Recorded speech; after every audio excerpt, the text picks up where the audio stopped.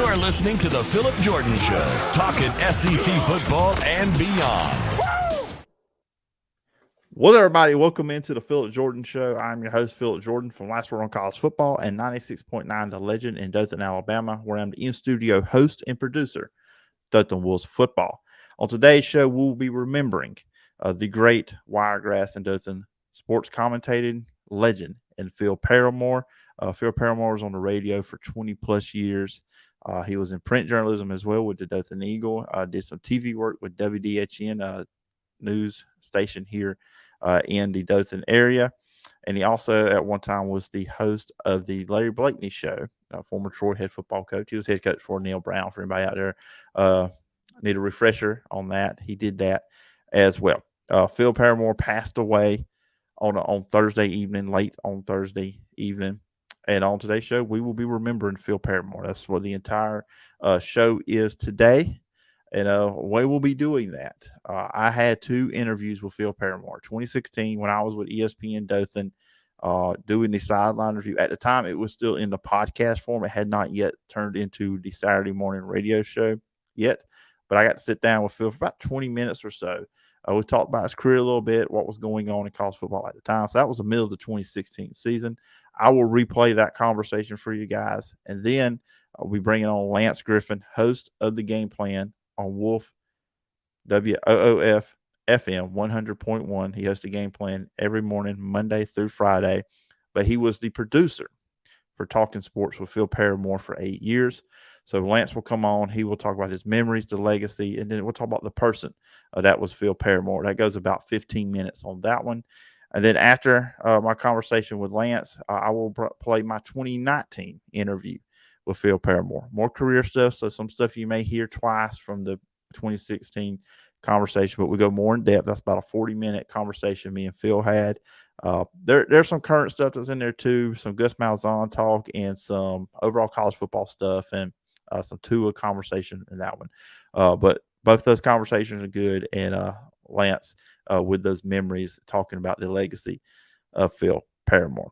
Before we get in all that, as I usually do it here as well. You can follow me on social media at PJordanSEC. The podcast is available on all your favorite podcast platforms, Apple Podcasts, and Spotify, or wherever you get them. If you're on Apple Podcasts, please follow, rate, and review. Leave a review. I will read it on a future edition of the show. You can check the show out over on YouTube at the Phillip Jordan Media YouTube channel. Just hit the subscribe button, hit the bell for all notifications. Please leave a comment on the video and also read that on a future edition as well. You can always email me at sportstalkphilipjordan@gmail.com. Now let's remember Phil Paramore. All right, before I replay the 2 past conversations and my conversation I had with Lance Griffin on Sunday evening about Phil Paramore, I just wanted to talk about my memories of Phil Paramore, which it all started with just listening to him on the radio. And I always enjoyed listening to his show. My favorite ones were always Mondays after a college football SEC weekend, see what Phil had to say about what went on in the SEC over the weekend. He had the catchphrase, sit down, which basically went to a team, player, coach, maybe the one that's been talking a lot of stuff, or they thought they were maybe better than they really were. And then Phil would just go and tell them to sit down. That was always great to see and hear. And he had a lot of, it wasn't always serious. There were some funny aspects to the show. Phil had a good time when he had was doing the show. And that's something I always enjoyed too as well, because you see a lot of people that do this take it maybe a little bit too seriously. Phil knew how to have a good time while he was doing his show, and his interaction with the callers was great. Very approachable. If you called in to Phil Paramore, he let you have your say and do it in a respectful way of disagreements too as well. But that was always something I remember listening to Phil Paramore. I was always a little too timid to call in. I never called in before 2016 when he was with ESPN Dothan. That's where I was at. At the time, I was helping out with Dothan Tigers football there on ESPN Dothan. And Phil had his show in the middle of the day. I believe it was like 11 to 2 in the afternoon, somewhere in that time frame. And then so I went in. There's a couple times I just sat in there. I knew Doug Applin, the producer of the show, and I would just sit in there with Phil and just hear him do the show, watch him do the show, which that was always a thrill. And then it got to a point too. I would call in to the show when I could during my lunch hour, and then talk with Phil. And Phil was great. Really made me feel like I was part of the show. And he did also let me come in and sit in with him. Let me sit in the chair across from him in the guest chair, and talk sports with him, talk college football with him. And that always meant a lot to me because he didn't have to do that. Just his kindness that he showed toward me, I've never forgotten that. The encouragement that he gave me about doing this, talking about sports into a microphone, I always appreciated that. He told me to, always keep at it. Don't give up on it. Just keep at it. And that's what I've been trying to do. And I always liked his columns back in the day when he was writing for the Dothan Eagles. We'll always look forward to that. And then just conversations we did have after that time, especially the 2019 interview I did with Phil Paramore, which you'll hear later on in the show, just meant a lot. Phil's a great guy, very kind of people, and people in the Wiregrass really loved and appreciated Phil Paramore. What he did for sports talk radio in this community was huge, and it's just everything he meant to people here in the Wiregrass area. I admit, for people that this podcast that don't live in the Dothan Wiregrass area, this may not be an episode for you, but for the people here that are listening to this show that are from the Dothan Wiregrass area, they know what Phil Paramore, they know that name and what it means, and it means a lot in this area when it comes to sports. And I just, once again, I appreciate the opportunities I got to spend that I did with Phil Paramore, and that's stuff I'll never forget. Because, like I said, Phil Paramore was always great to me, kind to me, encouraging to me, and those are things I will always remember about Phil Paramore. Well, anyways, as I said, I have some past interviews with Phil I was going to play. So next up will be the 2016 interview I did. This one I actually did in the studio there at ESPN Dothan with Phil, and then you'll hear me and Lance Griffin ask Lance about his memories and experiences and his thoughts on the legacy of Phil Paramore. And then we'll play the 2019 interview with Phil Paramore on the cover 2, which goes longer. And then I will wrap things up at the end. All right, everybody. On the podcast with me now is Phil Paramore. You can hear him every day from 11 to 2 on 107.7 ESPN in Dothan, also 700 AM. Welcome for joining me on this episode of the podcast, Phil. Well, thank you, Philip. I appreciate the invitation, and I'm looking forward to visiting with you. I've enjoyed your work. What limited bit of I've been able to see and hear, but you're doing a good job, and I appreciate you asking me to be on with you. Oh, no problem. I just tried to ask my nose game of football, the SEC, and someone of your stature on the podcast. It's a great honor to have you on here with me. Thank you. And I'm sure there would be those out there who might question my knowledge of football, but I have been at this business for about 33 years now, and it's been a wonderful experience, and to be able to do something that I truly love and not dread getting up and going to work tomorrow. I've never had to do that, and I'm so grateful and thankful for that. I think there's so many people wish they had that.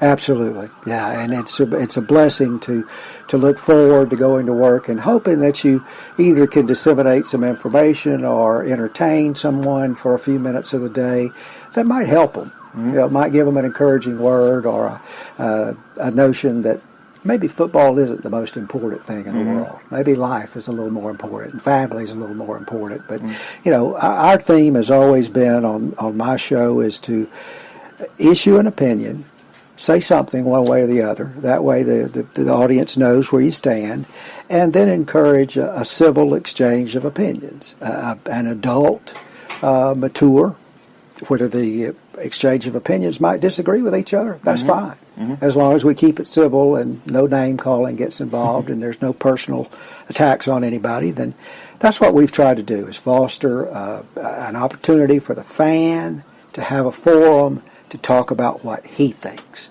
Coaches get forums all the time, and writers get forums. The fan doesn't get a forum. Mm-hmm. And this is we'd like to provide him with a chance to say, hey, here's what I think.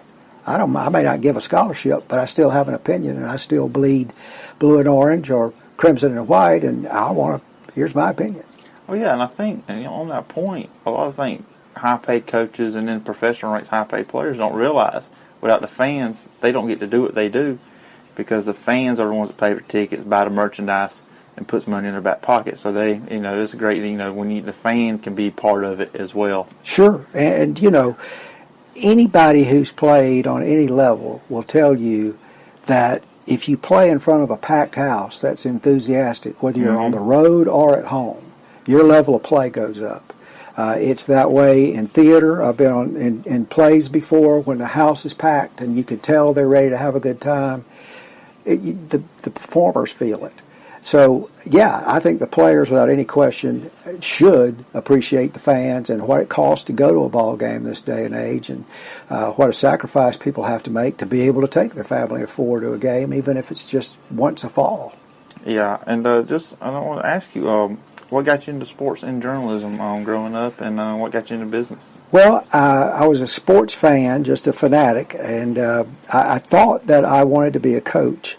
I especially loved basketball, and I wanted to teach the game because there are not very many basketball teachers in this area. I heard a coach from the NBA put it great one time. He said, basketball is a lot like church. Many attend, few understand. And so I wanted to do that, but I didn't think that I could handle the education part of being a coach. And on the high school level, you have to teach too.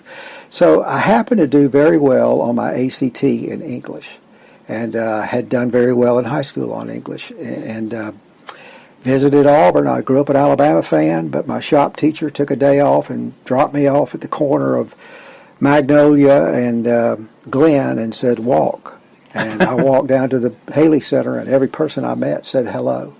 And guy said, you look like a visitor. What are you thinking about majoring in? I said, well, actually, sports writing. He said, oh, we got the best department. The guy who's the head of the department here was the AP writer for the Red Sox in Boston and for LSU in Baton Rouge for years. So immediately I just fell in love with the notion of being able to still be involved in sports and make a living out of it and write, which writing came easy to me too. And then that just branched over into broadcasting, and once it became the medium that beats print media on every story, it behooved me to get involved in it, and that was 33 years ago, and I'm glad that I did.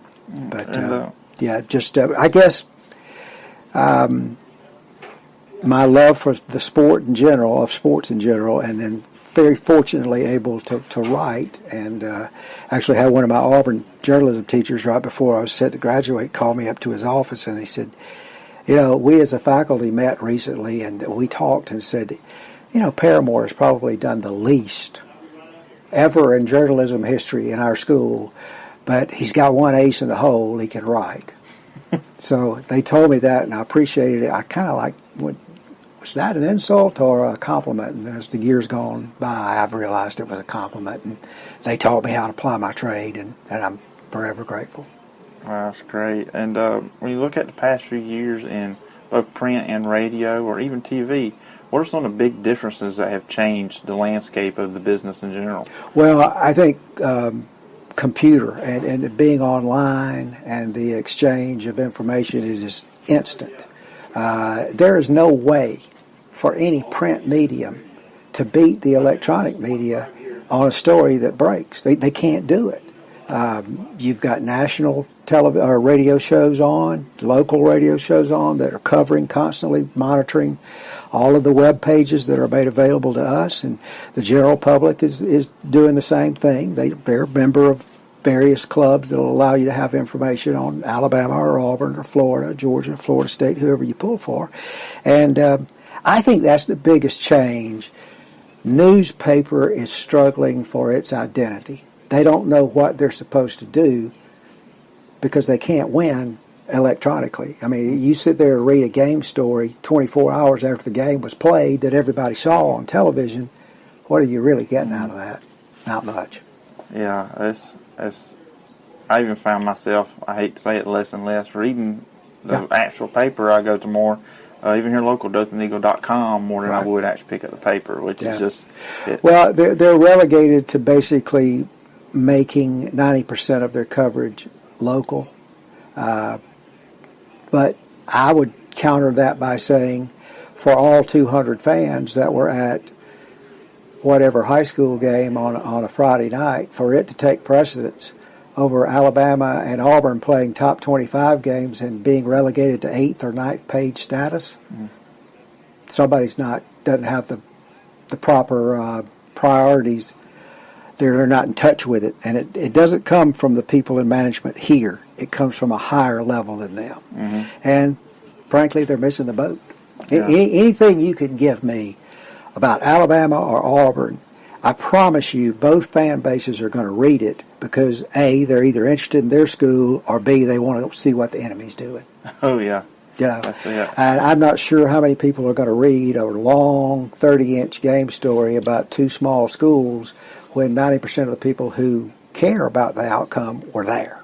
Yeah, that's true. And I know when I first started wanting to get into sports and journalism, stuff like that, I initially wanted to write, but then I just saw the shift towards social media and radio, and that's what I got, and now started podcast and wanting to do that. There's something I've always loved to hear you say on your show, and I just wanted to know the origins from it. Sit down. How did all that get started? Well, that actually goes back to a long time ago in the early 90s when me and my brother-in-law at the time and some other fans were in Birmingham for the Alabama-Tennessee game. And I had a big cigar and SEC cap on, and my brother-in-law and I were seated in the Tennessee section, and right next to their band. And so when Alabama jumped out on top of them about 14-0 or something, I just stood up with my cigar and said, "Sit down, Tennessee. Just sit down." And it's just kind of trickled over into every day. You get sent to the sit-down section. When teams have been talking about how good they're going to be and they disappoint, or a coach is a hot commodity and then suddenly he proves to be a mere mortal, they get a trip to the sit-down section. It's a lot of fun. I set myself there this morning, as a matter of fact, because I said earlier in the year I didn't see a way that Auburn's offense could generate 2 touchdowns against an SEC opponent unless it was at garbage time. Well, they scored 8 of them Saturday night, so Phil got sent to sit down for a little while. But I got the key to get out. The other guys don't. They have to stay there. I'm sure I was going to upset maybe some Georgia fans listening. I'm sure Georgia during the Mark Richt era got a lot of sit-downs. They got a couple. But generally the mentality of the Georgia folks, and I feel for them, they're like many other schools that have the facilities, the recruiting base, and the coaching to win championships. But it just goes to show you how fortunate you have to be. If you want to call it luck, we can call it luck. How lucky you have to be from an injury standpoint, who you draw in your big games at home or are they on the road, and then having somebody make a big play or two for you against a quality opponent. And they just haven't been able to have that happen for them. And they're frustrated because they haven't won a championship. But they've only won one in the last half century. And that one was in 81, which has been, 35 years ago. Mm-hmm. So there are a lot of schools, LSU are among them. I think to an extent, just about every school in the SEC. If you've ever tasted it, you think you're supposed to win it every year, and the fact of the matter is the odds are always at least 50-1 against you. Oh yeah. And just talking about some past games this weekend, some big games. I'll go ahead and start with that Auburn one. Uh-huh. I thought Auburn would win the game. I thought their defensive line would manhandle Arkansas's offensive line, is the worst offensive line I think in the entire conference. But 56-3, I think Auburn is sending a message to everybody that they're contender for the West now. Yeah, well, you run for 543 yards on any SEC West opponent, then you're doing something that ought to get people's attention. But obviously, Arkansas's got problems in the trenches on both sides of the ball. No doubt, Auburn's defensive line dictated from the outset, you are not going to move the ball on us. And offensively, I got to give credit to Rhett Lashley for finding a little bit of solidarity in the middle of the line. I think moving Golson back there has been a good move. And you've got him right beside Kozan, which gives them a good combo to run behind. The freshman left tackle that took Golson's place has done a good job. And then they've found out, you don't have to throw it on 2nd and 2. You could run it twice. Let's hammer this big 240-pound tailback we've got here right at you and see what you can do. And I think when they get Kerryon Johnson back, it's going to make them even better. White is improving slowly but surely. And the thing I was most encouraged about was seeing the young kids on offense make contributions. Guys like Eli Stove on that long touchdown run, the first one of the game, and then a tremendous catch by Nate Craig Myers later on in the game. These are 5-star prospects that have yet to they've had the red shirt taken off of them, but it's time to start using them down the stretch if you're going to win games against quality competition, I think. Yeah, and I think the best coaching move this year is when Gus fired himself as offensive coordinator and turned over to Rhett. I think, and I was one. I used to criticize Rhett last year. I thought he was the problem. Right. Turns out maybe it was Gus. It may very well have been. They are so tight-lipped up there about what actually goes on within the confines of the game. But I think the last 2 weeks, there's no question, last 3 weeks, that Rhett's play calling has given them a lift. When your quarterback only has to throw the ball 11 times in an SEC game and you win by 53, something is going right. And I think he's realized we can run the ball 4 or 5 times in a row. I used to get frustrated with it too and say, is it written anywhere in stone you can't run 3 straight plays in a row and see if you can get 10 yards? Yeah. And this season they seem to have come around to that logic. But again, their defensive prowess and the depth that they have across the front. They're playing so many people across the front. That to me is the biggest difference defensively. On the other side of the state with Alabama, business as usual this past Saturday, taking care of Texas A&M. Got a little tight there, I think, for about toward the end of the third quarter. Right. But Alabama, I think sometimes you got to be worried more about the defense scoring than the offense. Well, you better be, because they're an opportunistic bunch, and this is, in my opinion, the fastest, quickest defense that Nick Saban has put on the field at Alabama. He may have had some that were more physically imposing, but none as fast as this team. And that goes from the linebackers to the defensive ends to the corners, everybody. The front seven is got to be considered, if not the best, one of the best in America. They get pressure on the quarterback. The one place I thought they might be vulnerable at, and it may be even more so now that Eddie Jackson has gone down with a season-ending injury, I thought teams could still beat them long with man-to-man coverage on their corners if they don't get help over the top from the safeties.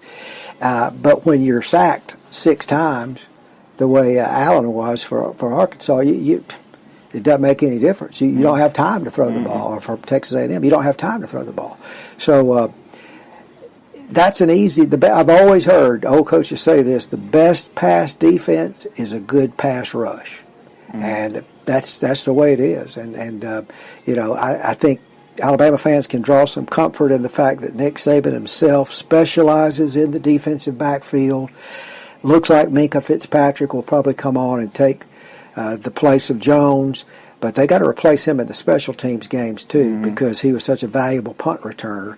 He's a loss, but if you got to lose a player on defense, that's the place to lose it with Saban in charge back there. Yeah, no, I'm impressed. I'm impressed by him because there's a lot of coaches like Saban that are very stubborn. Yes. They won't change their ways. When he brought in Lane Kiffin a couple years ago, that's changed things. I know people look at the offense, but I always look at the defense. Now they're used to playing against an offense that spreads it out. Right. Because that used to be their bugaboo. Sure. If they went against a team with a spread that could run, quarterback could run, they struggled. Now they can handle them guys. Cause I think now they go up against it every day with a Lane Kiffin offense. I think that's a good point. It's funny how I remember the sentiments that Nick expressed. I think it was after the 2013 season. He said, "Is this what we want football to turn into?" And lo and behold, 2 years later, he's running that very same offense. I think he saw the handwriting on the wall and how hard it is to stop spread offenses when you've got big, tall wide receivers and you've got a powerful running back. If you've got a good play-action quarterback, one that can run the ball a little bit too, it's an offense that's hard to stop. And I think Nick bringing in Lane Kiffin and allowing him the liberty to install that, Now it looks like they've got a quarterback who is perfectly suited to run that offense. It hurts, and this is a very good team, and they're favored to win the national championship for a reason. Yeah, and, the next team they play, LSU. Right. Seems like they're getting a little bit of momentum with Ed Ogeron. A little bit more wide open offense, but obviously they're centered on Fournette. He went off on Ole Miss. Do you think after what they did against Ole Miss, is LSU a threat to Alabama, or is it there still be too tough for them to beat them? If Alabama didn't have a week off to prepare, just like LSU does, I would be concerned. But once they break that film down and see what they were successful with against Ole Miss, I think it's a Jimmy and Joe thing. Alabama's Jimmys and Joes are much superior to LSU's from spot 1 through 85, especially the top 50 scholarship players who Alabama's going to play 45 or 50 players in a game. Very few other teams can play that kind of depth and utilize it and not see much drop-off. I think Alabama still wins that game, and they win it handedly because LSU is one-dimensional. Until they show me they have a quarterback who can execute, then I'm going to continue to assume they still are one-dimensional. Okay, and I can't wait. It's 2 weeks for that game. We just got to wait and see. It's always fun to see them to collide on the line. That's always enjoyable to watch. And the weird thing is that both teams have enjoyed traditionally so much success at the other team's home stadium. So I don't think Alabama will be intimidated by any stretch of the imagination, even at LSU. Yeah, and I think they just got announced that's a nighttime game. But I think Alabama's the team that's walked in there the most at night and knocked off LSU. May have. That means instead of only the student section smelling like a Jack Daniels distillery, the entire stadium will smell like one if it's not until the night game. And quickly, I wanted to get your thoughts on 2 games this weekend. Okay. First up, the Auburn-Ole Miss game. Big game for Auburn. I think they win this. They are 6-1 when they play Alabama. I think they beat Vanderbilt and Georgia. Yeah, I think there's a very good chance that could be the case. Ole Miss is having a horrible time stopping the run, and if they couldn't stop LSU Saturday night, which Auburn stuffed LSU's run, even with Fournette, I don't see them slowing Auburn down either, unless they put 10 men on the line and dare Sean White to beat them, which is what I would do if I'm Ole Miss. I got to make the Auburn quarterback beat me. And then you got to hope Chad Kelly and his receivers have a big day. But against that Auburn front, and as much pressure as they were able to get on Arkansas, I think Auburn's a better football team. And you give Ole Miss a 4 to 7 point advantage because they're at home, and I still don't think it's enough. Now, could it be if they get hot? Sure. But if Auburn doesn't go over there and make a bunch of mistakes and play the game they've played the last few weeks, I like them. Yeah, I do too. Just like I said, I'm always skeptical about that Auburn secondary, but hey, if the pass rush is getting there, it don't really much matter. That's right. He can't throw it on his back. There you go. And then the other game is the Florida-Georgia game. It's a big game for Georgia, but if they couldn't beat Vanderbilt and sustain offense against them, I really don't see them doing it against Florida. The only thing that gives Georgia a chance is that, in my mind, Florida is as bad offensively as Georgia is. I know Del Rio helps them, and having him back will help. But blowing that lead at Tennessee and some of the things that they've done with very close calls against inferior teams, I'm still not sold on Florida. I think they beat Georgia, but Georgia has been so inconsistent and just haven't shown any side of the football that they're very good at right now. I think you'll see a lot of turnover there from a personnel-wise standpoint, and Kirby will get him some more physical players in there without any doubt. But if we got time, the other game I wanted to mention was Clemson and Florida State. I think that's a great football game, and the Florida State folks will be ready. They've had a week to get ready for Clemson and prepare for Deshaun Watson and that offense, and I think Clemson has to play at a higher level. I don't know if Gallman will be back at running back or not because he suffered the concussion against NC State, and if he's back, then Clemson's going to be a tall order, but don't be surprised if Florida State finds a way to win that game. I'm looking forward. I forgot about that game on the schedule. That's going to be a good one to watch. One. Yep. Anyways, Phil, I think that's going to wrap us up. I'm glad I could have you on, and just for the listeners, just they're out of the Dothan area. This is their first time hearing you. Yes. Tell them why they should tune in to your show on iHeartRadio. Well, we would love to have you in our listening audience. I've got 33 years in this business, mostly around Southeastern Conference football. I think now that Les Miles has been released, Nick Saban is the only coach in the league that's older than I am. So been around it a long time and bring inside information that not a lot of people have, and we try and stay on top of things as they break, and a lot of stuff does break in the mid-morning hours, and we give that to you and encourage a civil exchange of opinions, and we solicit those every day. And again, you can hear us on you can pick us up on our website at ESPN1077.com, or you can listen on iHeartRadio at the same call, ESPN 1077. Don't put a decimal point in there, just ESPN 1077, and you should be able to get us. And coming soon, we'll have a camera. Well, it's already actually mounted. We'll be broadcasting live on Facebook, so you can watch us do the show as well. So that's kind of it in a nutshell and a wrap up. And thank you so much for asking me to be on. I appreciate it. Oh, you're welcome. It's been fun. Everybody, now that was my 2016 interview with Phil Paramore. Now, on Sunday night, I had the opportunity to chat with Lance Griffin, who was producer for Talkin Sports with Phil Paramore for 8 years. He is now the host of The Game Plan on WOOF FM 100.1.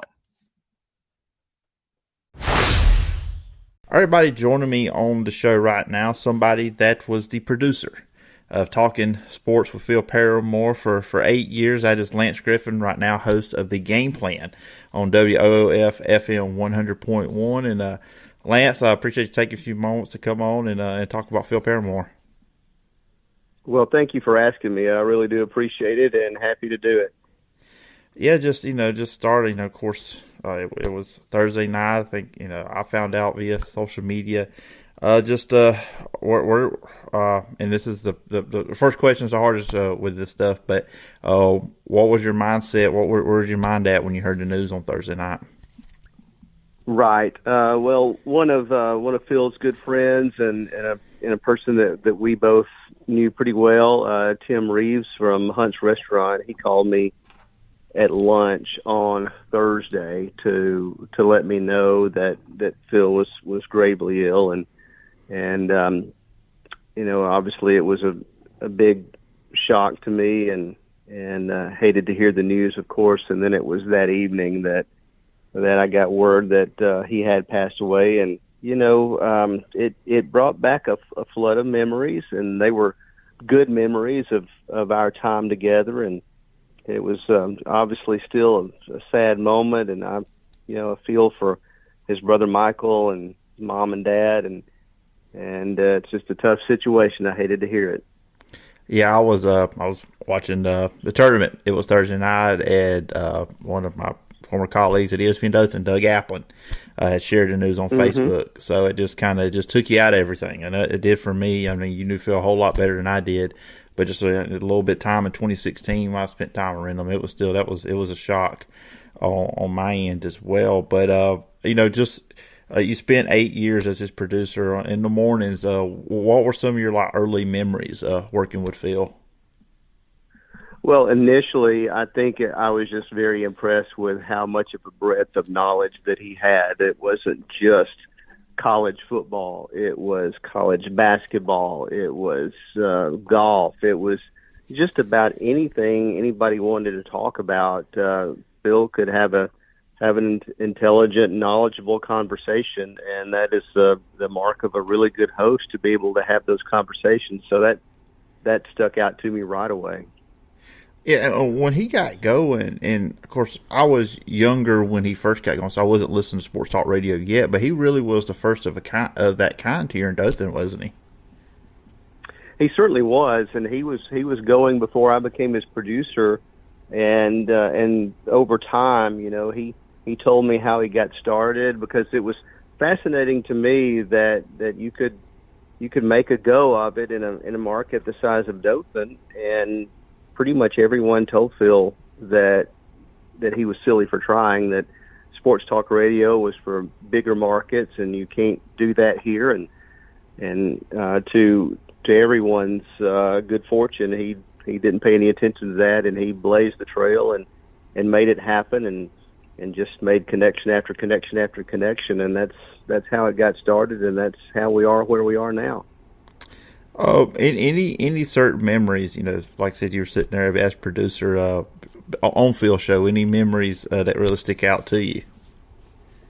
Well, we had some of our funniest and funnest times in between commercial breaks where, we would make comments about the conversation that had just taken place and share some just funny one-liners about that. And then, Phil would talk an awful lot. He was very involved in community theater, and he would talk to me about what play he might be working on and how excited he was to have that role. And I remember those conversations. And then, of course, sometimes he would be able to make some trips to the Masters, or, sometimes, just like this time, the NCAA tournament came around close enough to Birmingham or Atlanta to be able to go. And so a lot of those conversations between breaks are the ones that I'll remember most. And if I remember correctly, y'all shared a bond with the Boston Red Sox too, as well, right? Yes, we were very big fans, and they won the World Series in 2004. That was the first year that I spent with him as producer. He had actually named his dog Fenway, if that tells you anything about how much of a Red Sox fan he was. And I could remember him telling me that he, as a celebration, because it had been so long, he took his shirt off and ran around the block, and that was his celebration after it happened. So I thought, okay, that sounds about right. So I'll pull the curtain back a little bit, Lance. I'm a Yankees fan, so I remember that year all too well for probably the opposite reasons both of you two remembered it. That's funny you mentioned that, because I think Phil and I enjoyed the ALCS probably as much or more than we did the World Series, I'm sure for reasons that you can figure out. Oh yeah, absolutely.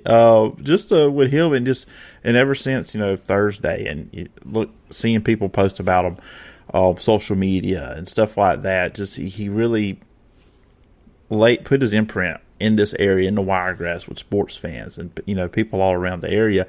But being around him, what was it about Phil that made him that he resonated both with his readers and his listeners?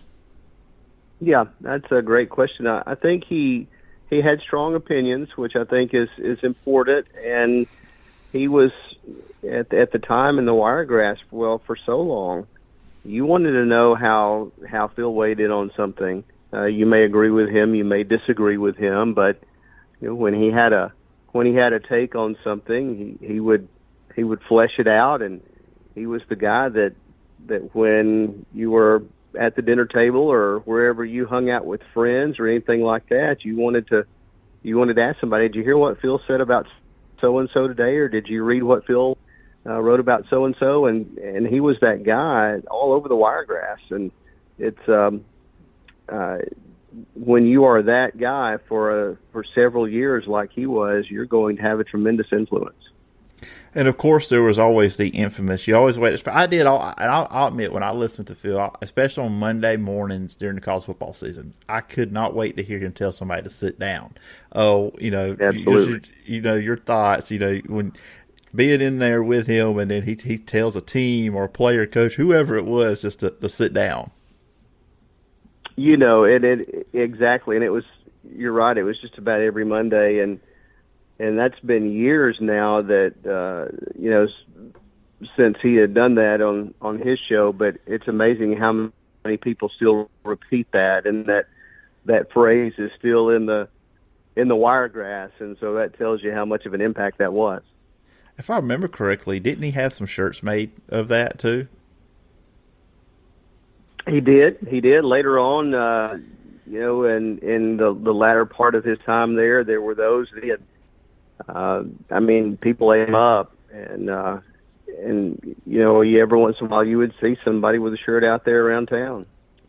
Oh, one of my favorite stories, and see if you remember it, with Phil on the air. I was listening to it the morning this happened. I don't remember what he said, but this lady called in and she was not happy with him. And I believe the comment was Mel chauvinist pig. And then the funny part to me was how often that clip got played on the air after she called in. So I guess Phil made her famous in a way. That was at his request too. I remember the call that you're talking about. She was not happy, and so she used that phrase. And I think if I remember correctly, Phil on the air was like, "Yes, ma'am, you are correct," and everything that you said. And when we went to break, I think he said something to the effect of, "Yep, we need to see if we can save that." And so, yeah, it became a soundbite. Yeah, it was. And then, of course, Muttley, too. We know that one, too, as well. That was always a good thing to look forward to. For me as a listener, listening to Phil in the mornings. But outside, we got away from radio and writing and sports. Just Phil the person. Describe to the audience who Phil was away from that. Well, as I mentioned, he was very into acting, of course, and we talked a lot about that because he was very involved in SEAC, Southeast Alabama Community Theater. Loved to play golf. So many of the deals that he made and advertisers and sponsors that he got, those took place on the golf course. So he loved to talk golf and loved to talk the Masters and any other major golf tournament. I did not know this until one day we were having a Christmas party at the radio station, and there was a piano in the studio, and I walked in maybe a couple of minutes late, and lo and behold, there was Phil playing something on the piano. I'm like, Phil, I had no idea. And so, yes, he was a very, very good piano player. So he had a lot of different things that he enjoyed doing. I know when me and him crossed paths, it was mostly in 2016 with the over at ESPN Dothan. When I was helping out Dothan Tigers football, he had his show over there then, and I just remembered the kindness he showed towards me. And I've seen a lot of people talk about with Phil as well, because there's a couple times I would go at lunch break at work, and he'd let me come in the studio with him and not just sit there with him, but actually talk football with him and stuff like that. And it always meant a lot to me that he did stuff like that, and it just. Talk about, you see kindness like that out of Phil. Absolutely. We all have regular listeners that and regular callers, voices that you hear every day. And Phil had several of those. And occasionally you would have those guys, they may win a prize or something, and they would stop by the studio. And if they had the opportunity to pop into the studio or whatever, Phil would say, "Hey, sit in on this next segment with us," and they would plop a chair down and stay for a segment or two. And the callers, the listeners, just appreciated that so much that he would show that kindness. And for you, of course, he said you were his producer. I mean, and then when you started hosting your own show, any traits, any lessons from Phil that you carried on to this day with your hosting? Yes, absolutely. He would take callers who may have a different opinion, and he might not agree with that caller, but he would always give that caller the ability or the time to share their opinion, and he would show them respect and say, I may not see it that way, but thank you for calling. So he was very good at that. Also, sometimes less is more, and instead of a long, huge response to a caller, sometimes he may just say something along the lines of "Thank you for your call," and that would open up other callers to call in and share their opinion on what the caller said instead of Phil having to talk. And I think that is a really good trait to have as well. So there are several things like that. And finally, just, looking back at, the career and life of Phil Paramore, here in the Wiregrass, the Dothan area, what is his legacy? Well, his legacy is that anybody that listens to sports talk radio, calls in sports talk radio, or, and in my case and a few others as well, anybody that's in the business owes a debt to him, because, again, when people said that it couldn't be done, he decided to do it, and because he showed that it could be done, we've got sports talk now in the Wiregrass. So everybody really needs to understand that he got that started and showed that it could be done. Yeah, absolutely. I mean, he was one of the first forces I started listening to when I really started getting into, and down the road I started podcasting. I just remember some of the stuff. Like I said, early on in my podcast career, he was very kind to me. So he definitely laid that foundation for anybody here in the Wiregrass for that. And lastly, Lance, I said that was lastly. This is the last question on this one. I'll talk about Phil. Anything else I didn't ask? It just comes to mind when you think about Phil Paramore.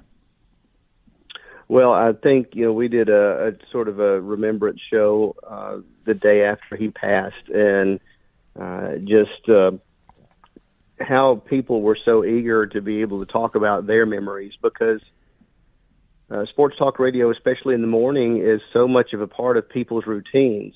They get up, and they get up with sports talk radio, and for so many years, they got up and began their day with Phil. And when you spend a couple hours or 3 hours as part of your day like that, it really has an influence and an impact. And hearing people share those memories and everything, well, it's a reminder to me that, that still continues today, and to never take that for granted.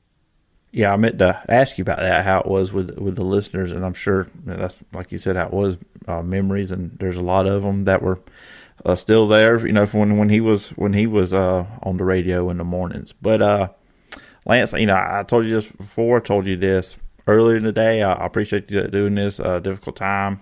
You knew Phil really, really well, so I appreciate you doing this, and obviously my condolences to you, his family, friends, everybody. But as I always do when I have somebody on, if listeners and viewers from YouTube want to check you out, where can they find you? Absolutely. They can listen to us at woofradio.net. That's a little bit different address than we've had in the past. We've had our woofradio.com issues, so they can listen to us live at woofradio.net, or catch us on any of the Dothan frequencies, AM 560, FM 100.1, FM 107.1.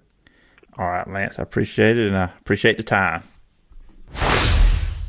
Once again, thanks to Lance Griffin for coming on the show to remember Phil Paramore, talk about his great memories, what he meant to his community, and just the legacy of Phil Paramore. Now, next up, I'll play my 2019 interview I had with Phil. This goes about 40 minutes, so it's longer than the 2016 one, but I think you'll enjoy it. Everybody joining me now on the podcast is Phil Paramore, one of the legends down here in the Dothan area when it comes to being on the radio and print journalism, and did some TV work as well. And I'm honored to have Phil Paramore on the show this week. And Phil, thanks for taking the time and being on here. Really appreciate it. Well, Philip, thank you so very much. I appreciate you asking me to be on. And, you're doing a great job yourself. And I'm very proud of you for pursuing this interest. And you obviously have a lot of passion for it. And I would encourage you to hang in there and keep plugging away, my friend. I appreciate that, Phil. I'll just say this before we get going. Something that meant a lot to me was, back because, we were, I guess, at the same spot at one time over, when ESPN Dothan was going. And something that meant a lot to me then was when you would allow me to come in on your show with you in the studio, you and Doug Applin there, and let me come in because, when I first did it, I didn't feel like I belonged, in the same studio as you two guys, as long as y'all been doing it as good as y'all were as a team. But I did appreciate those times you let me come in, call in, and talk to you. It really made me, and I felt like I belonged when I was in there with you guys. It really made me feel comfortable, and I really appreciate you giving me that. And it really was a boost of confidence for me going forward. So just want to say I appreciate that you did that. You're very kind, and I appreciate that, too. Doug is a great guy, and he's been in the business a long time. He is the best producer I've ever worked with before in my life. He lined up guests. He helped me prepare for the show, and just and actually hooked me up with you, because I wasn't friends with you at that point, and we became buddies, and wound up sharing some fun thoughts on the air, and you got to come in and see what we did, and I enjoyed that very much, and I hope you did too. Oh yeah. It was. I think the first time I went in there with you, I got really excited. So as I was walking, I worked not too far from the studio, so I was walking up there to do it. I remember I put on my Facebook, said I'm about to jump on with Phil Paramore. I was very excited about it. So it was a big deal for me. Thank you very much. I appreciate that. But enough about me. And brought you on to talk about your career. I just, I guess wanted to start off, and we're going to get into some SEC football talk as well. But just for you, just looking back, when did your passion for sports start? Well, I was in love with it from the time I was, 6 or 7 years old. My dad instilled a passion for sports in me, and my gosh, I can remember literally Super Bowl I when I was 7 years old. And I, of course, have seen every Super Bowl since. And the Final Four and the baseball, the All-Star Game and the World Series and all those kind of things. My dad really is the one who made me realize what a wonderful passion sports is, and it wound up being an opportunity for me to make a living doing it, and I've just been grateful to all these wonderful athletes and coaches and broadcasters and all the people that I've been exposed to have an opportunity to understand what many of us don't understand. It's games, but it's also humans. It's real people involved in the game, and they've got families and children and everything else, and the whole experience has made me understand, what? These folks aren't that much different from us. They just do one thing really, really well. And they get paid handsomely for it. And we're fortunate enough to travel around the country and follow their exploits. And I am the most grateful, blessed person that's ever been on this earth to have gotten to do what I've been able to do for 38 years. And it's something I enjoy, and that I learn something different almost every experience that I have, and it's allowed me to meet people that I never dreamed I would meet, and find out they're just like you and I. They put their pants on the same way, and they have wives and kids, and they do things that are just like us, and it's just been a blessed experience as far as I'm concerned. Yeah, I think that's something people kind of forget when they watch sports. A lot of fans, the human element, because, those are men and women out there that, they're, like you said, they're extraordinary athletes. They're superhuman, like what they can do on the field, the court, whatever sport they play. But, when they go home, they go home, to a spouse, kids, they have these same issues that we may have. I guess sometimes people just forget that, just because the superhumans that they appear to be on television or when you see them up close in person. Well, you're right, and it's especially true in the college venue, because you see these kids. 90% of them will never get a chance to make a dollar playing professional football or basketball or baseball, whatever. They're just participating on the amateur level, but they're the elite at the amateur level. And I saw a really poignant interview with Bo Jackson the other day, and he was talking about the fact that his mom cleaned rooms in a hotel. That was one of the 3 jobs that she had as she raised 10 children, and Bo said, "Do you guys ever speak to the person that's cleaning a room next to you or whatever she's doing. That's what my mom did. So I'm always kind to her. And it makes you think, you know, a lot of these kids came from nothing. Philip, I've seen so many of them come to college campuses, and the team would ask them to wear a blazer and some khakis for a road trip. They didn't have a blazer. They had 2 pair of jeans and 3 shirts, and that's all they had to their name. So it's been a neat experience to watch these kids develop into, some cases, multi-millionaires, but other cases, just someone who graduates, goes on, and has a really good working job. And, you know, those experiences to me have been the most rewarding to realize, gosh, so many of these kids come from absolutely nothing. Yeah, absolutely. You know, for you, you know, growing up and then, you know, when you realized this is what you wanted to do, you know, write, being radio, all that stuff, being journalism, were there any other journalists that you looked up to growing up and kind of pattern yourself after? That's a great question. Yes, I absolutely. I followed, of course, the daily paper in our region of the country, the Eagle, and on Sundays we got the Montgomery Advertiser. But then when I got in college, my freshman year, I started reading Paul Feinbaum's work, and I was enamored with it. I thought it was brilliant, and I tried to copy him as much as I could as far as his writing and broadcasting style were concerned. And as fate would have it, we wound up becoming great friends, and he's always been so kind to me. And I, in turn, hope that he understands what an inspiration he was to me. And I think Paul had gumption.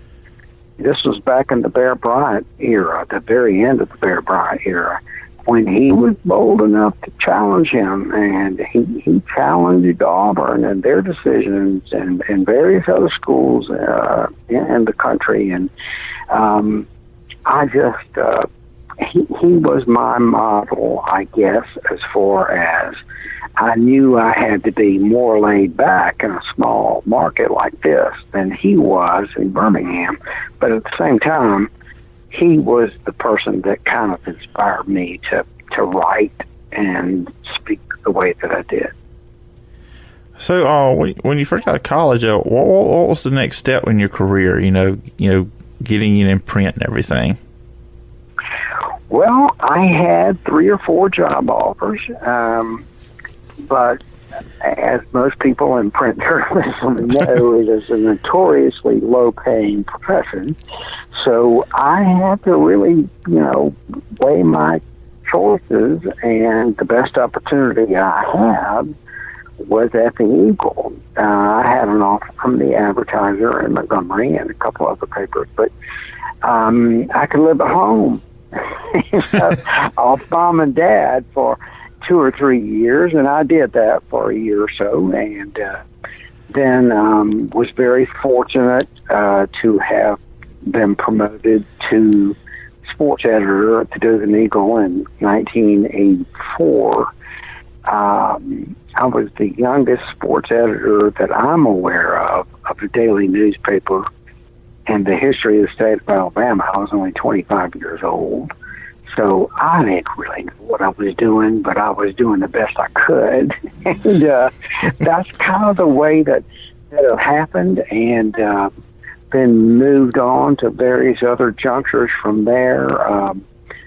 Radio became an opportunity for me about, 12, 15 years after I got into the newspaper business.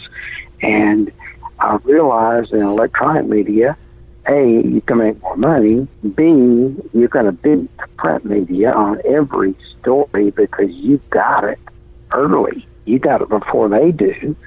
And then C, I just enjoyed the people that I was surrounded with, and the chances that I got meet people and develop a little bit more of a personal relationship with them over a 15, 20-minute interview as opposed to a 5-minute question and answer session.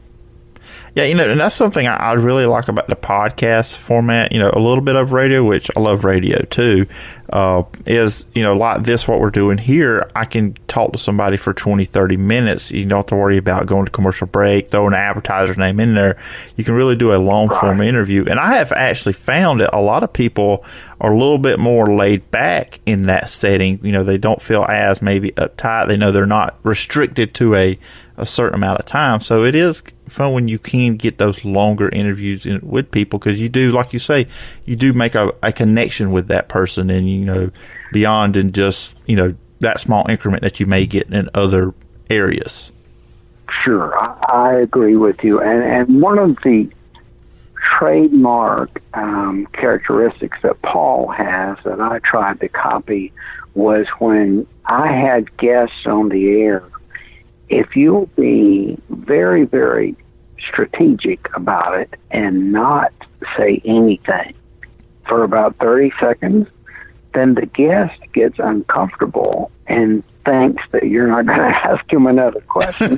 So he'll just volunteer information to you. He'll just tell you stuff that he wasn't even thinking about talking about. So it's a neat profession. It's a cool genre. And some people, we all do it a different way. I mean, I do my show a certain way, and other people do theirs a certain way. You got to consider the region you're in. You've got to consider the audience that's listening to you. And you got to understand that, people sometimes can get a little upset about things that they don't necessarily agree with. Mm-hmm. And you kind of have to make them say, look, this isn't life and death. This is a game we're talking about. This is a program or a sport or whatever it is we're talking about. It's not life and death. It's just kids playing a game, and we love it.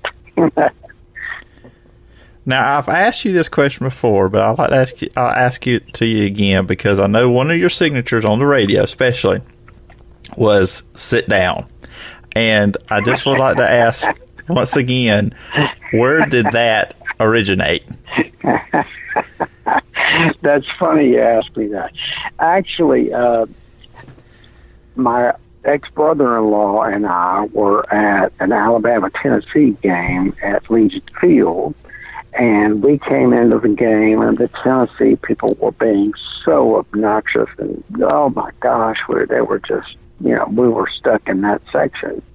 And when Alabama made a play and went ahead, and, it was obviously had the momentum of the game, I just said, sit down, Tennessee.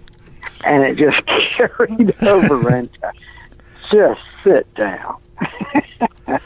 Sit down and be quiet. Sometimes you have to give that to the likes of Ohio State and Oklahoma and Oregon and people that think they are really one of us major college powers. You have to tell them, sit down. I'll be honest with you. On Mondays, during football season, I would look forward to, okay, who's Phil going to tell to sit down? Who's he going to tell, A lot of fun, and in jest, mostly, just doing exactly like you did. I was just attempting to get people to listen and laugh and giggle and either get mad or whatever, and just kind of have a little fun with it. I mean, because it's not a matter of somebody living or dying. It's football, or basketball or whatever it is, and we're just having some fun with it. And you just kind of want folks to understand that that's the tone of the show. We're having fun. And something else, I noticed, on your show, and and I know that, this is a relationship you've had, for several years, even when he was coaching, your relationship with Coach Blakeney. And I know you did some, and correct me if I'm wrong, just going off what I remember you saying before, that you did the TV show, you did some Troy stuff for television, and, you had Coach Blakeney on your show plenty of times after he retired. Just how important, and just talk about that relationship with Coach Blakeney. Well, let me tell you, yes, first of all, I was the host of his television playback show, which was an iconic event back when I was growing up, watching the Alabama and Auburn replay shows that came on at 4 and 5, respectively, every Sunday afternoon. And Coach was so kind to ask me to host his show in the very early 90s. And I did it for 10 years, and we had a blast. I think he is the only coach that I'm aware of that I've never heard one of his peers say a negative phrase. Not one. Everybody in the business liked him. He's a good guy. He is nominated for the College Football Hall of Fame, and I hope desperately that people will vote for him and that he gets elected, because he's the only person that's ever taken a school from Division II to Division I AA to Division I in the history of college football. And he compiled enough wins that he's the winningest coach in Troy history. And just to have built the program and laid the groundwork for what is now a nationally recognized program, I don't think you can give him too much credit. I just, now I'm biased. I'm a Larry Blakeney fan, and I'm a personal friend, and in fact, we share the same birthday. I just think that he was exactly what Troy needed at the right time. And let me say one other thing that he probably would not be happy with me about saying, but he took the blame for a lot of what happened during the Eric Ramsey saga at Auburn. He laid on a grenade and was fortunate enough to get another job. But people may not know this, and I'll tell you this, Philip, this is an exclusive. When he was ordered to appear in front of the NCAA Infractions Committee, the Troy contingent there all flew with him there, and they had a standby coach already appointed in case the NCAA Infractions Committee said, you are banned, you cannot coach anymore. And, of course, that did not happen, so he wound up staying at Troy. But that's the kind of guy he is. He was willing to take the blame for an entire program's indiscretion. Wow, that is a guy that was, loved the school. That's an obvious thing, and wow, I did not know that. So, yeah, it's an interesting story, and he was the quarterback at Auburn the year before. He was the first sophomore quarterback to ever start for Phillip Jordan, and that was before freshmen were eligible. He started as a sophomore, but then the next year, a guy named Pat Sullivan became a sophomore, and Larry got moved to defensive back. So, and that's really, it's crazy now when you look at college football now. You're seeing these kids come in as true freshmen, and they look like they've been out there. They look like juniors and seniors now. I mean, example is the Clemson quarterback Trevor Lawrence, true freshman. I mean, he does not look it. I mean, it's just crazy how far college football quarterbacks have come along since even 10 years ago. Well, to me, their physical abilities are similar, but their size, I mean, Trevor Lawrence is 6'5", 6'6", and their mental capacity to handle the pressure and read the defenses and change plays and do all the things that they're asked to do mentally boggles my mind. And some kids can do it. And we'll see this fall if Auburn's freshman can handle it. We'll see if the true freshman Nix or the redshirt freshman Gabe Wood, we'll see if they can handle that or not. But almost all of them, I've found, have the physical tools, but can they handle it mentally? Can they do it and deal with the pressure? And Lawrence was one of those guys that was obviously an exception to the rule. He could certainly do it. Yeah, kind of transition into, this upcoming season of college football, and you talked about Auburn there, and listen, I've been known to be a little bit critical of Gus Malzahn and Auburn. Gets me in trouble sometimes. How big of a year is this, do you think, for him? I mean, the schedule's going to be tough. I think it's make or break. I honestly do. Should not be lost on Auburn people that the president who gave him the contract extension and the raise is no longer there. Mm-hmm. I think the schedule, the first 7 games, they could be 5-2. They could be 6-1. Who knows? They could be 7-0, but they could also be 2-5. Mm-hmm. And if he's 2-5, and if you look at those first 7 games, you break it down, you'll see, that's a losable game. That's a losable game. So is that one.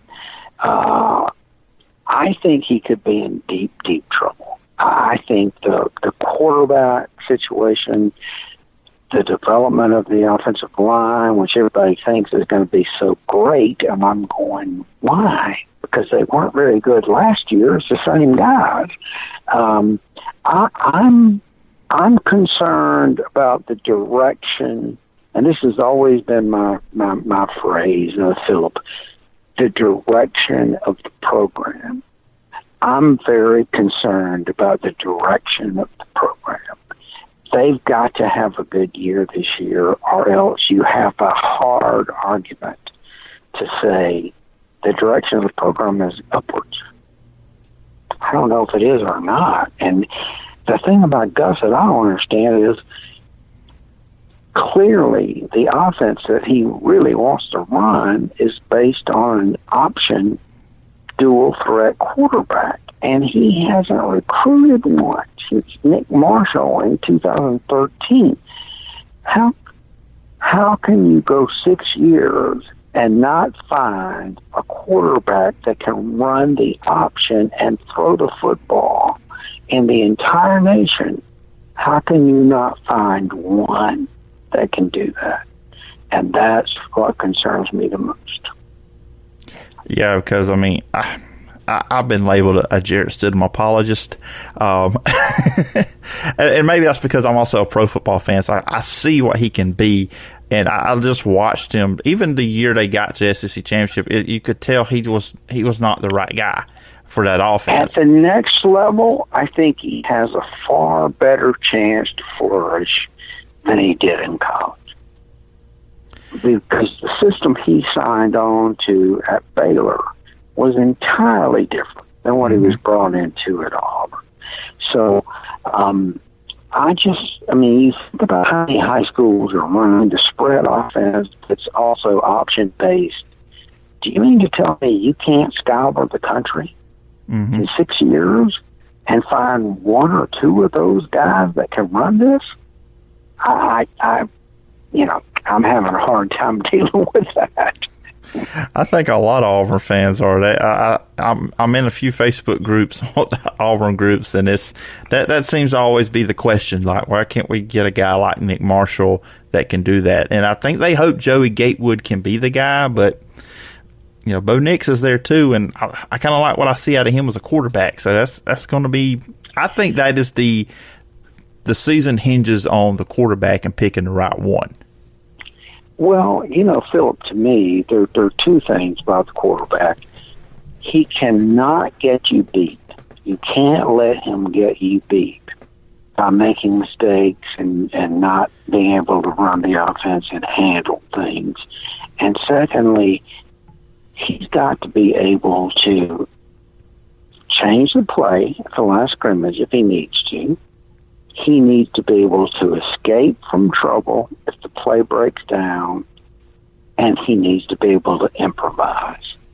Pull it down and run it and do whatever you got to do to just keep from having a bad play. And in my opinion,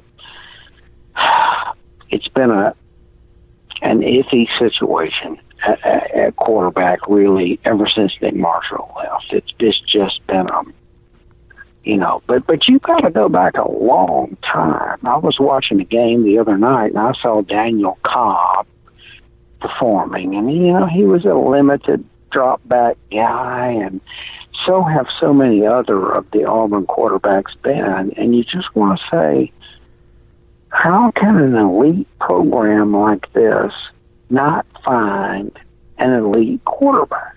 You just got to be able to do it. I mean, look how many Georgia's been through. Now, you can find other programs that don't have a quarterback either. Tennessee hasn't had one. Florida hasn't had one. Arkansas, LSU has never, ever had one.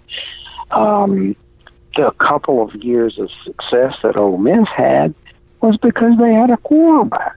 Mm-hmm. If you don't have a quarterback and you don't have cornerbacks, those are the two most important positions on a football field to me, quarterback and cornerback. If you can play man-to-man on the corner, then you can blitz. You can do some things and funky things and get after the quarterback or whatever you want to do. But if you don't, and they can beat you man-to-man, you're going to get burned. Quarterback-wise, he's got to be able to keep the defense honest, and if he can't, you're in deep trouble there. Oh, most definitely. I mean, I'm 100% agreement with you there. I'm obsessed with that position, the quarterback position. Anyways, and talking about teams that do have a quarterback, Alabama's got one, and but I do kind of wonder, after the way the last year ended, because he did not play well against Georgia. He played well against Oklahoma, but then Clemson, he didn't play as well. I mean, he had moments where it looked like the moment got to him when things aren't going easy for Tua. He seems to sometimes struggle. So I just wanted, what's your opinion on Alabama coming into this season and with Tua? And now maybe there are not a lot of questions around him, but it seems like there are a few. Well, I think the main question about him is health. Mm-hmm. Is he going to be okay? Not many people knew he had a sprained knee in the LSU game. He got hurt then. He performed fairly well against Auburn. And then in the Georgia game, in the SEC championship game, not only was one ankle sprained, but two. So he couldn't plant. He couldn't scramble. There were a lot of things he couldn't do from a health standpoint. And I'm worried about the fact that he may be a little brittle. I mean, he's been hurt a lot since he's been there, and the physical nature of college football demands that you be able to shake it off and, come on, let's go, we got to go. And I'm a little worried about that. I think he's a tremendous talent. Got great arm, obviously. He can deliver the ball where he needs to, and he has a stable of excellent receivers. And, if he stays healthy, good Lord, he's got a chance to have a Heisman Trophy winning year and a first-round draft pick year. If he doesn't, then goodness, we're looking at Mac Jones and maybe his little brother. I mean, because Jalen's gone. So you've got to depend on that offensive line to protect him and him hopefully stay healthy. But, of course, Philip, every quarterback in the conference has got to stay healthy. If he doesn't, then that team is in deep trouble. Yeah, because I was thinking about that a couple of weeks ago. Last year with Alabama and Georgia, you thought, okay, if the quarterback goes down, at least especially Alabama, you got Jalen Hurts behind them, and Georgia, you thought you had a really talented quarterback there. with them. But now I'm trying to think. I don't really think there is a team in the conference that has, okay, if our starter goes down, we're fine with the backup. I don't think anybody has that situation. I really don't think so either. And if that is the case, then that means you got quarterback problems going into the season. Because if you're not sure who your guy is, then you got problems. You got to have a guy, and you just got to hope that you can keep him healthy and that he performs and executes and operates the offense the way you've got to have him operate it to win football games. But quarterback is such a fragile position, and it's amazing. Some kids come in and they're like Tom Brady when he gets to the pros. He says, "What's so complicated about this? It's just football." Some kids move from the high school level to the college level, and they're the same way. They can handle it. They can make the adjustments, but there are very few and far between. And it'll be interesting to see who can keep their quarterback healthy and who can get someone to execute. Mississippi State's got a Penn State transfer this year, and who knows? He may be the next Dak Prescott. We just don't know yet. That's the fun thing about college football is you have so much turnover. You're guaranteed every 4 years you have a completely new team. And it's so much fun to just watch and see who develops, who winds up being a great player for you, and unfortunately, who you wind up being disappointed in. Oh, absolutely. That's what makes it fun. I'm 100% agreement with you. And before I let you go, there's a topic, the hot topic, really, I think, in college football this all season. We always have that one topic is the transfer portal. And I think this thing has backfired on the NCAA, in my opinion. I think this thing was put in place for a certain reason for kids that, that needed to transfer. Maybe a parent or family member was ill, graduate transfer situations, stuff like that. But and I remember Nick Saban saying this a few years ago, that if we start letting these kids transfer, without having to sit out or anything like that, it could become the Wild West. Free agency in college football, it kind of looks like it's happened. Well, I have to agree with you. I don't like it. I think there is a commitment made on both sides once you sign that grant and aid. You're telling that school, I'm coming to play football for you. And they're telling you, we in turn are going to give you room, board, tuition, books and fees, and make sure you're taken care of, and make sure you have tutors if you need them, et cetera, et cetera. Now, do those players earn that? Of course they do.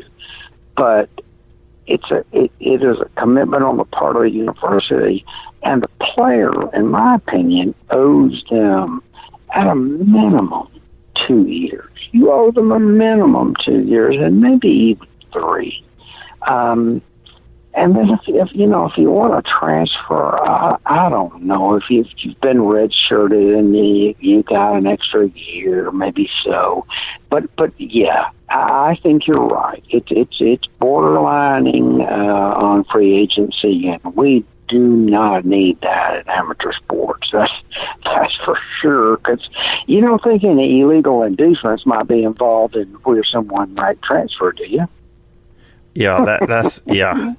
It's I've always been like a pro player guy. Like I'm always for the player, but this, I don't know. You're losing a little bit what is college football when you're able to transfer so easily, and it's just I have issues when you deny a player the ability to transfer when he wants to transfer somewhere at a lesser school than where he already is at to be near a sick relative. You deny him that, but then you let Justin Fields, we mentioned a minute ago with Ohio State, freely transfer to Ohio State because he couldn't beat Jake Fromm out. Right. That's the issue I have with it. And I understand that. Now, I get it if the coach gets fired or he leaves and goes somewhere else, and you say, no, wait a minute, that's who I signed to play with or play for, and he's gone. or you get put on NCAA probation and the kid had nothing to do with it, and he can't go to a bowl game, he can't be on television, or whatever the case may be. I kind of get that. But it's a two-way commitment here, and the kid needs to understand, and his family needs to understand, you're getting the equivalent to a couple $100,000 in room, board, tuition fees, and everything that's involved in this scholarship. So, you're going to earn it, and we're going to beat your brains out on the practice field. But if you're a player, you're a player, and then you can go on to the NFL and make millions. But that's the problem, I guess, I have with it, Phillip. Yeah, it's going to be interesting, moving forward if they do anything to kind of change it or whatever. Because I know there's a lot of coaches that are speaking out against it, and they don't like it. So it'll be interesting next year or within the next year. Do they make some tweaks to this? It will be. I agree with you. I know we're running out of time here, but let me, if I can, just say this about Troy. I think that what has happened there in the last 10 years has been nothing short of amazing. I mean, you have a team that's in total obscurity, playing Division I AA football, and then they move to 1A, and they start playing major schools, and they play them closely, and then they finally start beating some of them. And I just think that they are one of the most heartwarming stories. And for Southeast Alabama to have them here, they should be our school. I understand this is Alabama and Auburn country, but you know what? If you're not going to Alabama or Auburn, why not go up and watch Troy? I mean, it's fun, it's laid back, small, it's easy to get around, easy to find a parking place, and the whole deal just. And Chip Lindsey is a tremendous guy. I think he will do a great job there, and I just don't think they'll miss a beat. Even though Neil Brown was such a great coach and did such a good job after Larry Blakeney retired, I think that Chip will do a great job there too, and Troy will continue to grow. I really think they will, and I think they'll become more noticeable on the national map because they got some teams on their schedule coming up here over the next 5 or 6 years that are going to give them a chance. I try to make it up there for one game a year. It's always fun up in Troy, and it's a great experience. So if anybody near Troy, they should go check them out. And Phil, I just like to say I've kept you a lot longer than I said I was, and but I do appreciate you taking the time coming on the show this week. Talking about your career in journalism and then talking about Alabama, Auburn, college football as a whole, and the Troy Trojans. And I just like to say I really appreciate it, and I hope we can do this again sometime. Thank you so very much. And I probably was the one who rambled on too long, but I thank you very much for asking me to be on, and I'll look forward to visiting again soon. All right, and there was the 2016 interview I had with Phil, and then you had the conversation I had on Sunday evening with Lance Griffin talking about the legacy, the memories, and all the good stuff, everything that made Phil Paramore, the legend in the Wiregrass, that is Phil Paramore. And then also the 2019 interview I had with Phil. Now, if you want to put your thoughts on Phil, your memories, if you're on YouTube, just put them down in the comment section. You can leave a review on Apple Podcasts with a memory of Phil. You can hit me up on social media at pjordansec, or you can email me at sportstalkphilipjordan@gmail.com. Would love to hear those memories of Phil Paramore and what he meant to you, people out there listening or watching this in the Wiregrass area. And something else I'm going to do as well. You heard Lance Griffin talk about it when I talked to him earlier in the show, that they did a tribute episode to Phil Paramore. They have podcasts over at the Game Plan at WOOF FM 100.1. I will put the link to that podcast in the description on YouTube and the podcast of this show, if you want to go listen and check that out. as well. And that's going to do it for this episode. Once again, appreciate Lance Griffin coming on. Going to miss Phil Paramore. Prayers and thoughts out with his family, friends, listeners. Difficult time with everybody. Prayers with them. Everybody is going to miss the great Phil Paramore. I'll be back with another show on Tuesday. Be talking all things college football on that one. More spring stuff going on. We're going to be talking some Missouri this week. We'll be talking some Florida State football this week on the show. So please check that out as well. But anyways, guys, I hope everybody has a great Monday. I will talk to you guys later on.